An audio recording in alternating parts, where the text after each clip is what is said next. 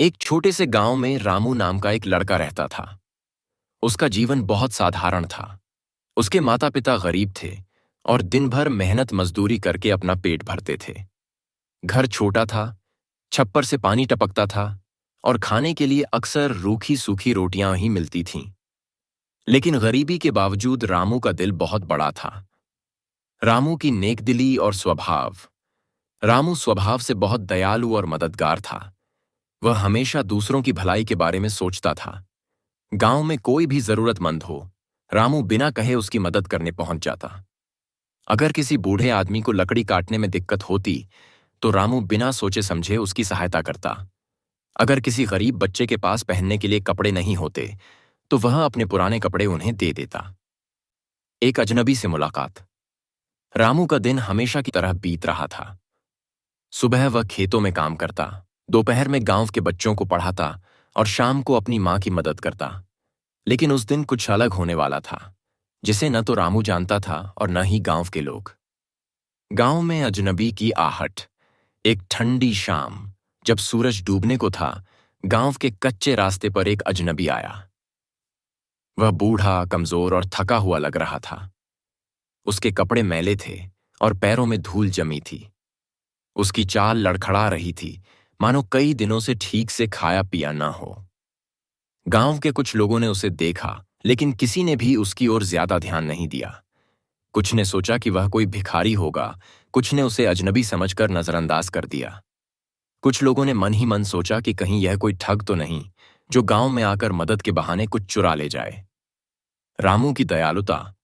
लेकिन रामू ने जब उस बूढ़े को देखा तो वह तुरंत उसकी मदद के लिए आगे बढ़ा। उसने बिना कुछ सोचे समझे बूढ़े व्यक्ति के पास जाकर पूछा, बाबा, क्या आपको किसी चीज की जरूरत है? क्या आप भूखे हैं? बूढ़े व्यक्ति ने थकी हुई आवाज में कहा, बेटा, मैं कई दिनों से सफर कर रहा हूं, मेरा पेट भूखा है और शरीर बहुत कमजोर हो गया है। क्या तुम मुझे थोड़ा सा खाना और पानी दे सकते हो? रामू ने मुस्कुराते हुए कहा, बिल्कुल बाबा, आप मेरे साथ आइए, मैं आपको अपने घर ले चलता हूं। रामू का निःस्वार्थ सेवा भाव। रामू बूढ़े व्यक्ति को सहारा देकर अपने घर ले गया। वहां उसने अपनी मां से कहा, मां, हमारे पास ज्यादा कुछ नहीं है, लेकिन जो भी है इस बाबा के लिए खाना तैयार कर दो। रामू की मां पहले तो थोड़ी हिचकिचाई, क्योंकि उनके पास खुद के लिए भी सीमित खाना था।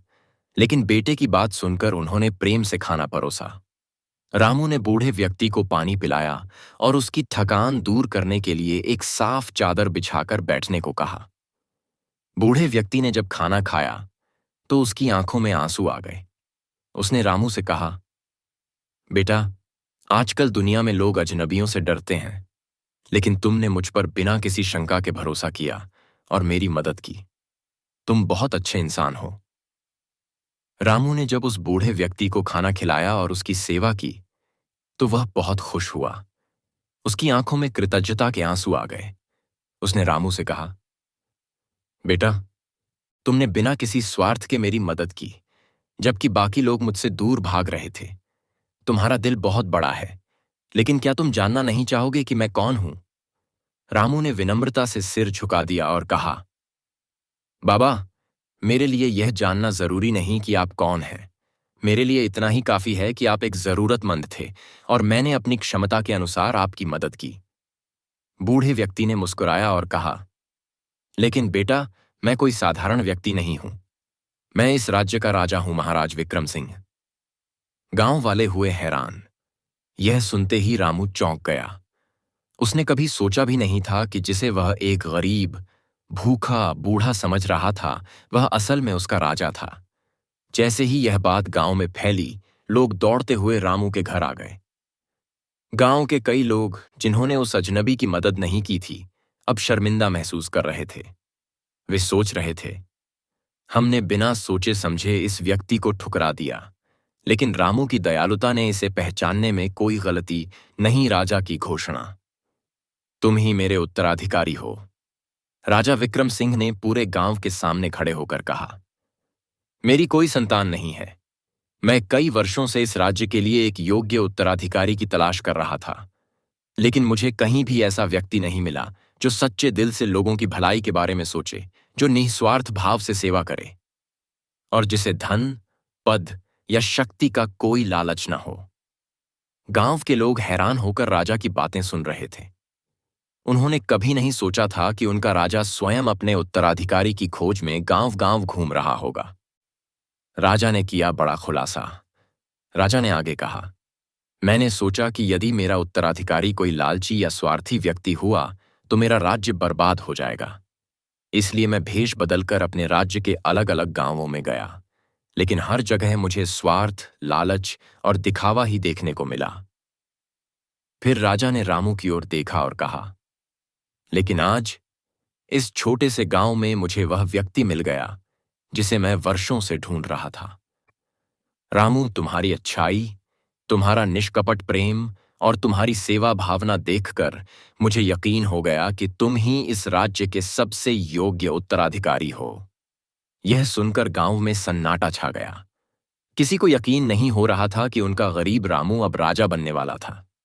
कुछ लोग खुश थे, कुछ ईर्ष्या कर रहे थे और कुछ को खुद पर शर्म आ रही थी कि उन्होंने राजा को भिखारी समझकर नजरअंदाज कर दिया था। रामू की विनम्रता। रामू ने राजा के सामने सिर झुका लिया और कहा, महाराज, मैं तो बस एक साधारण किसान हूं। मैं राजा बनने के योग्य नहीं हूं। राजा मुस्कुराए और बोले, यही तो तुम्हारी महानता है बेटा। जो व्यक्ति सत्ता का भूखा नहीं होता वही सबसे योग्य शासक होता है। तुम्हारा यही स्वभाव तुम्हें सच्चा राजा बनाएगा। रामू ने सिर झुकाकर कहा, लेकिन महाराज, मुझे अपने माता पिता की सेवा करनी है, गांव के लोगों की मदद करनी है। मैं अपने लोगों से दूर कैसे जा सकता हूं?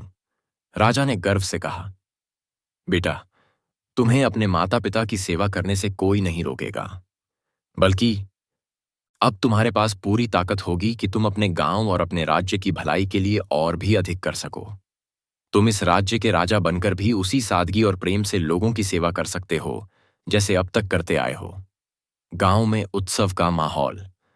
राजा की घोषणा के बाद पूरे गांव में उत्सव जैसा माहौल बन गया। गांव के लोग रामू को बधाई देने लगे। जो लोग पहले उसका मजाक उड़ाते थे वे अब उसकी तारीफ कर रहे थे। राजा बनाना चाहते तो मुझे यहीं इस गांव में रहने दें। मैं यहीं से अपनी प्रजा की सेवा करना चाहता हूं। राजा को रामू की यह बात बहुत पसंद आई।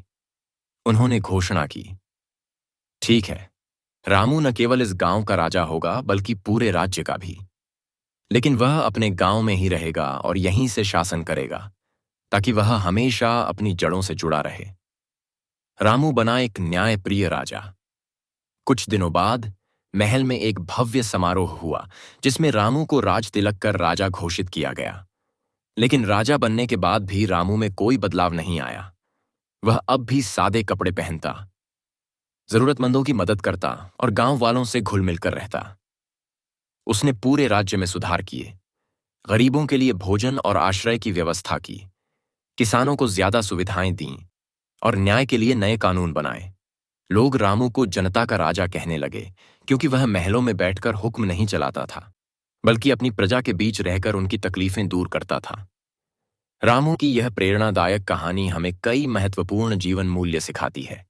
यह केवल एक साधारण लड़के के राजा बनने की कथा नहीं है, बल्कि यह हमें बताती है कि सच्ची अच्छाई और निस्वार्थ रामू की यह कहानी हमें कई महत्वपूर्ण जीवन मूल्य सिखाती है। यह केवल एक साधारण लड़के के राजा बनने की कथा नहीं है, बल्कि यह हमें बताती है कि सच्ची अच्छाई और निस्वार्थ सेवा हमेशा पहचानी जाती है और उसका इनाम अवश्य मिलता है। अच्छे कर्मों का फल अवश्य मिलता है। रामू ने बिना किसी स्वार्थ के लोगों की मदद की। उसने यह नहीं सोचा कि उसका कोई इनाम मिलेगा या नहीं, बल्कि वह बस दूसरों की भलाई के लिए काम करता रहा। अंततः उसकी अच्छाई ने उसे राजा बना दिया। सीख: जब हम सच्चे दिल से अच्छे काम करते हैं तो उसका फल देर सवेर हमें जरूर मिलता है। असली पहचान दिल की अच्छाई से होती है, न कि धन और पद से।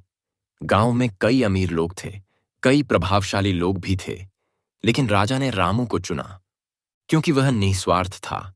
उसकी महानता उसकी दौलत या रुतबे में नहीं, बल्कि उसकी सादगी और दयालुता में थी। सीख: किसी व्यक्ति का सम्मान उसकी संपत्ति या ऊंचे पद से नहीं, बल्कि उसके अच्छे कार्यों और स्वभाव से होता है।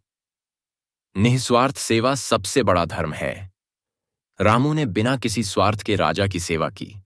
जब वह एक साधारण बूढ़े के रूप में गांव में आया था, उसने यह नहीं सोचा कि सामने वाला कौन है, बस उसकी जरूरत को समझा और मदद की। सीख: किसी की मदद करने से पहले यह मत देखो कि वह कौन है। अगर किसी को तुम्हारी सहायता की जरूरत है और तुम सक्षम हो, तो उसकी मदद करो। सच्चे राजा की परिभाषा: रामू ने राजा बनने के बाद भी अपनी सादगी और ईमानदारी नहीं छोड़ी। वह अपनी प्रजा के बीच रहा, उनकी समस्याएं सुनी और उन्हें हल किया। उसने सिंहासन की जगह लोगों के दिलों में जगह बनाई। सीख: एक सच्चा राजा वह नहीं होता जो महल में रहता है, बल्कि वह होता है जो अपनी प्रजा की भलाई के लिए काम करता है। स्वाभिमान और सेवा दोनों जरूरी हैं। रामू ने राजा बनने के बाद भी अपने माता पिता की सेवा को प्राथमिकता दी। उसने यह साबित किया कि कोई भी पद या शक्ति परिवार और मूल्यों से बढ़कर नहीं होती। सीख: कितनी भी ऊंचाई पर पहुंच जाओ, अपने माता पिता और मूल्यों को कभी मत भूलो। वे ही तुम्हारी असली ताकत होते हैं। दूसरों की परीक्षा लेने से पहले खुद को परखें। गांव के कई लोगों ने अजनबी बने राजा की अनदेखी की। कुछ ने उसे भिखारी समझकर अपमानित भी किया। लेकिन जब राजा की सच्चाई सामने आई, तो वे शर्मिंदा हुए। मुझे उम्मीद है आपको कहानी पसंद आया होगा। वीडियो को लाइक करें, चैनल को सब्सक्राइब करें। कल फिर मिलेंगे एक नई कहानी के साथ। तब तक के लिए धन्यवाद।